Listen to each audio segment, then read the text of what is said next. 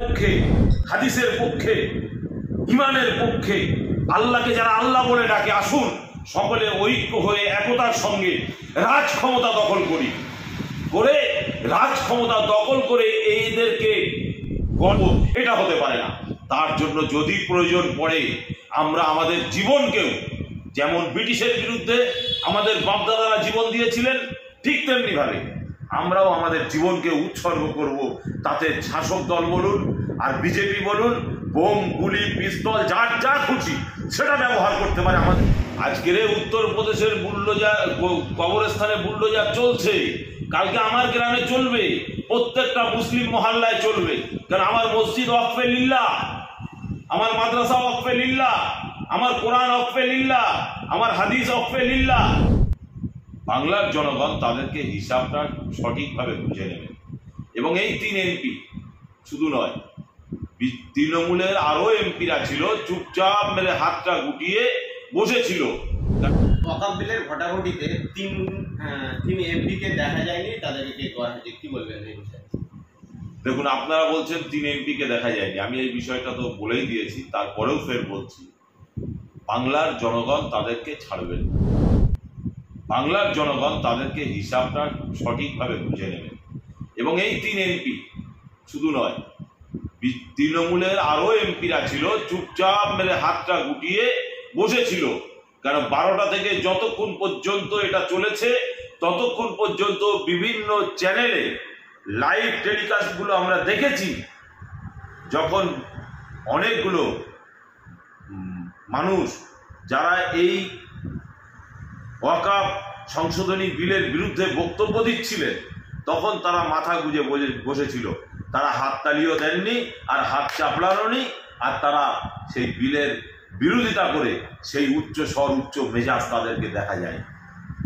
অতএব বাংলার মানুষ এদেরকে ছাড়বেন না। নওশাদ সিদ্দিকী দিল্লি সুপ্রিম কোর্টে যাওয়া নিয়ে শাসক দলের পক্ষ থেকে কটাক্ষ করা হচ্ছে যে বাড়িতে থাকলে রাস্তায় নেমে প্রতিবাদ করতে হবে, ওই জন্য দিল্লি পালিয়ে গেছে। শাসক দলের চটিচাটাদের কথা আমরা মাথায় নেই না। আমরা আমাদের আন্দোলন, আমরা আমাদের কাজ আমরা ঠিক করছি। আগামী 14 তারিখে বুঝতে পারবেন পশ্চিমবাংলার ওয়াকফ সম্পত্তি নিয়ে নওশাদ সিদ্দিকীর কর্মকাণ্ড। 14 তারিখে কর্মকাণ্ডটা কি, শিয়ালদার থেকে শুরু করে বাবা সাহেব আম্বেদকর মূর্তির কাছে, দুটোর পরে আপনারা বুঝতে পারবেন। দেখে নেবেন সেদিন কত মানুষের জমায়েত হয়, দেখে নেবেন। অতএব এই কে কি বলছে, পাগলে কিনা বলে ছাগলে কিনা খায়। এখন রাজ্যসভা এতে এমপিতে পাশ হয়ে গেল, ভোটাভুটি 2 সাংসদেই পাশ হয়ে গেছে। দ্রৌপদী মুর্মু তিনি সই করে দিয়েছেন। তাহলে এখন ঘরে বসে থাকবে? দিল্লি যাবে না তো ঘরে বসে থাকবে? তাদের মতো গাধা গদ্ধব ছাড়া এই কথা দ্বিতীয় কেউ বলতে পারে না। অতএব গদ্ধব গদ্ধবের মতো বুঝবে, গদ্ধব গদ্ধবের মতো কথা বলবে। এদের নিয়ে আমাদের অত মাথা ব্যথা নেই, এদের নিয়ে আমাদের অত চিন্তা। 26,000 চাকরি প্রার্থীদের বাদ দেওয়া হয়েছে, তারা বলছে যে আমাদেরকে বলির পাঠা বানানো হচ্ছে। ঠিকই বলেছে তো, বলির পাঁঠা কি, তার থেকে আরো কোনো খারাপ জিনিস হলে সেটা বানিয়েছে। কেন এই 26,000 ডেট যারা, 26,000 যোগ্য প্রার্থী যারা, এদেরকে কেন এই আওতায় নিয়ে এলো? মানুষের মান, সম্মান, ইজ্জত কিনতে পাওয়া যায় না। মমতা ব্যানার্জির তো নির্লজ্জ একজন মুখ্যমন্ত্রী, এবং তার দলবলেরও কিছু লোক নির্লজ্জ, তাদের তো কোনো লজ্জা শরম নেই। তাই বলে বাংলার শিক্ষকদের লজ্জা শরম নেই? আজকের বাংলার ভবিষ্যৎটাকে নষ্ট করলো। এক একটা স্কুলে 10 জন, 12 জন, 15 জন করে শিক্ষক নেই। সেই স্কুলে আগামী দিন পরীক্ষা, বাচ্চাগুলো কি করবে? বাচ্চাগুলো কার কাছে যাবে? বাচ্চাগুলো কি শিক্ষা শিখবে? অতএব বাংলার বাচ্চাদের ভবিষ্যৎটা যেমন শেষ করলো, বাংলার শিক্ষিত সমাজের ভবিষ্যৎ শেষ করলো। অথবা আমরা প্রথম থেকেই বলে আসছি যে এই মমতা ব্যানার্জি পশ্চিম বাংলাটাকে শেষ করলো। অতএব এই পশ্চিম বাংলার শিক্ষা ব্যবস্থাটাকে সম্পূর্ণ ধ্বংস করে দিল।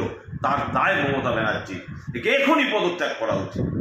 এনার মতো মানুষকে গদিতে থাকা উচিত নয়। ইনি নাটক ভালো বোঝেন, এনাকে নাটক করতে যাওয়ার জন্যই কোনো নাটকের রিহার্সালে নাম লেখানো উচিত। ওয়াকফ বিল পাস করতে আগামীকাল দেখলাম যে উত্তরপ্রদেশে কোনো এক কবরস্থান বুলডোজার দিয়ে সমাজ করে যাবে। আজকের উত্তরপ্রদেশের বুলডোজার কবরস্থানে বুলডোজার চলছে, কালকে আমার গ্রামে চলবে, প্রত্যেকটা মুসলিম মহল্লায় চলবে। কারণ আমার মসজিদ ওয়াকফে লিল্লাহ, আমার মাদ্রাসা ওয়াকফে লিল্লাহ, আমার কোরআন ওয়াকফে লিল্লাহ, আমার হাদিস ওয়াকফে লিল্লাহ। অতএব প্রত্যেকটা বিষয় আমরাকে আল্লাহর জন্য, আমরাও নিজেরাও আমাদের জন্য নয়, কারণ আমরাও আমাদের আল্লাহর জন্য, নবীর জন্য, রসুলের জন্য। অতএব এই হাদিস, কোরআন, মাদ্রাসা, মসজিদ, রসুলের উপরে আঘাত আসবে আর এক চাকরা ইমান থাকবে আমরা ভারতবর্ষে বসবাস করব, এটা হতে পারে না। তার জন্য যদি প্রয়োজন পড়ে আমরা আমাদের জীবনকেও, যেমন ব্রিটিশের বিরুদ্ধে আমাদের বাপদাদারা জীবন দিয়েছিলেন, ঠিক তেমনি ভাবে আমরাও আমাদের জীবনকে উৎসর্গ করব। তাতে শাসক দল বলুন আর বিজেপি বলুন, বোম, গুলি, পিস্তল, যার যা খুশি সেটা ব্যবহার করতে পারে, আমাদের কোনো যায় আসে না। কারণ আমরা আমাদের আল্লাহর সম্পত্তিকে বাঁচিয়ে রাখার জন্য, টিকিয়ে রাখার জন্য নিজেদের জীবনকে উৎসর্গ করতে রাজি আছি, এতে কোনো দ্বিধা বিভক্তি নেই। বিজেপির এক এমপি বলছে যে এই ওয়াকফ বিল পাস করা হয়েছে মুসলিমদের ভালোর জন্য, কি মনে করছেন আপনারা? মুসলিমদের যদি ভালোর জন্যই করতে থাকেন, তাহলে আপনার এতগুলো বিজেপি এমএলএ একটাও মুসলিম নেই কেন? আপনার এতগুলো বিজেপির এমপি একটাও মুসলমান নেই কেন?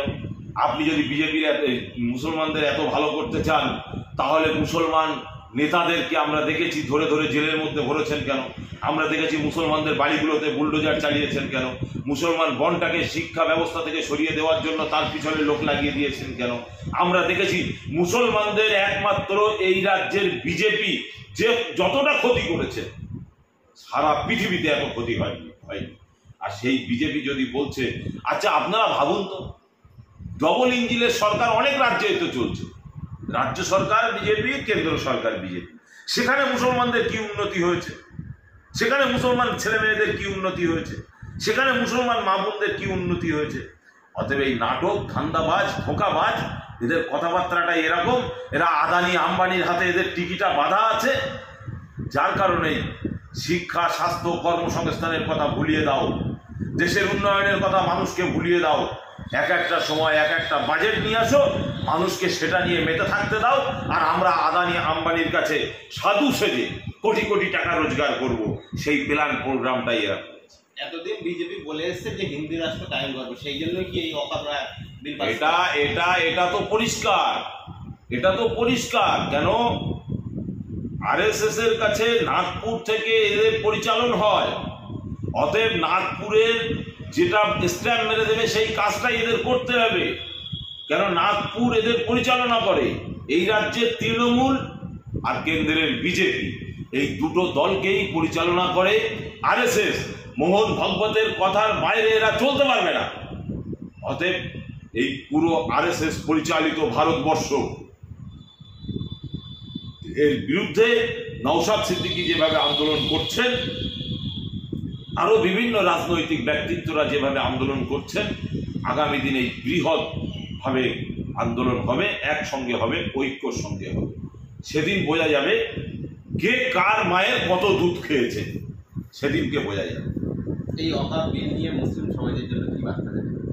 এই ওয়াকফ বিল নিয়ে মুসলিম সমাজের জন্য এই বার্তাই দেব যে আপনারা যে যেখানে আছেন সেখানে সেইভাবে প্রতিবাদ করুন, আন্দোলন করুন, মুখ ছাড়ুন, কথা বলুন। আর কতদিন শুয়ে থাকবেন?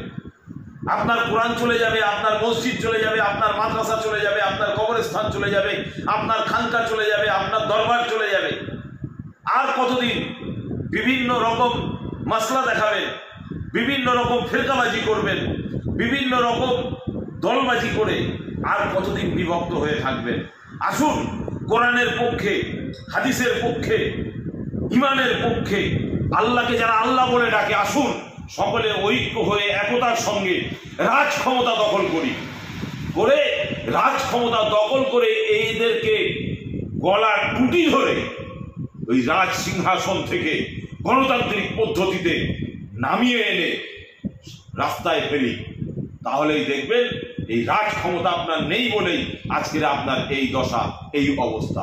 রাজ ক্ষমতা দরকার, রাজ পাওয়ার দরকার, নইলে আপনি এমএলএ হতে পারবেন না, এমপি হতে পারবেন না। এই এমপি সবার মধ্যে যে আজকের যদি আমার আরো 5টা 10টা থাকতো, তাহলে দেখতেন, বুঝিয়ে দিতাম, আব্বাস সিদ্দিকীর নেতৃত্বে ভারতবর্ষের মুসলমানদের জন্য, ভারতবর্ষের মানুষের জন্য কি পাওয়ারটা দেখাতাম। কারণ আমরা আমাদের জীবনকে বাজি রেখেছি। আমরা আমাদের বউ, ছেলে পুলে, সন্তান আদি, মা বাপ সবাই আমাদেরকে ছেড়ে দিয়েছে শুধু আল্লাহর রাস্তায় দেশের জন্য কাজ করার, দেশের মানুষের জন্য কাজ করার স্বার্থে। অতএব আমরা কাউকে ভয় পাই না, আর কেউ আমাদেরকে ভয় দেখিয়ে, জুজু দেখিয়ে রেখে দেবে এটাকেও আমরা মেনে নিতে পারবো না।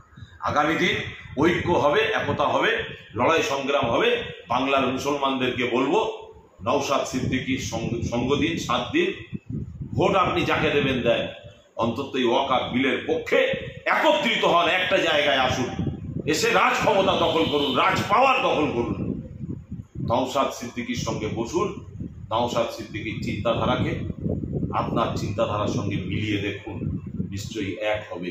তাই প্রত্যেককে বলব, মাদ্রাসা, মসজিদ, কোরআনের স্বার্থে, আল্লাহর স্বার্থে দলাদলি না করে এক ছাতার তলায় এসে আন্দোলন করুন, রুখে দিন ওয়াকফ বিল। কেন এইরকম যত বিল আসবে সমস্ত বিল রুখে যাবে।